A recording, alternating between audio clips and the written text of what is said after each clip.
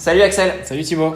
On vous l'a dit en début de semaine, mais lundi, l'armée birmane a pris le pouvoir dans le pays. Ils ont pour ça notamment coupé toutes les liaisons internet durant quelques heures. Et du coup, en fait, la transition démocratique qu'entamait la Birmanie depuis quelques années, en fait, elle a été freinée. Et durant ce coup d'État, il y a une figure démocratique de la Birmanie qui a été arrêtée. Elle s'appelle Aung San Suu Kyi. Et en fait, pour comprendre un peu plus précisément tout ça, un petit rappel historique est nécessaire. En fait, de 1962 à 2011, c'est-à-dire pendant près de 50 ans, le pays a été gouverné par des généraux à la tête d'une junte. En fait, c'est un groupe de militaires de haut rang qui s'est emparé du pouvoir politique.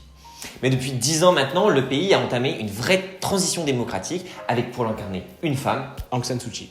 Aung San Suu Kyi, c'est la fille d'un homme politique birman et héros de l'indépendance. Celui-ci a été assassiné quand elle avait 2 ans, en 1947.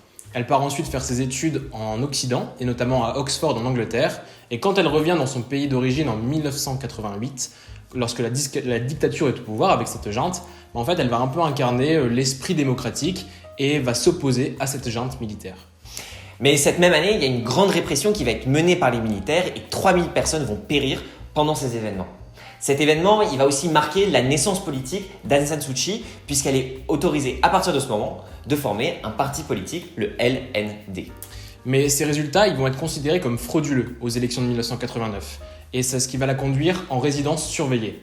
En 1991, elle va recevoir le prix Nobel de la paix, symbole de cette reconnaissance internationale pour son combat. Et il y a 10 ans, la junte est tombée et en 2012, elle a fait son entrée au Parlement parce qu'elle a été élue démocratiquement. Cependant, en fait, elle ne peut pas encore accéder à la présidence puisque son mari est étranger. C'est donc un de ses bras droits qui va briguer la présidence pour elle et va remporter cette présidence en 2016. Aung San Suu Kyi devient alors ministre et conseillère spéciale d'État. Néanmoins, elle doit composer avec des militaires toujours plus puissants qui occupent des postes clés comme celui de la défense et de l'intérieur.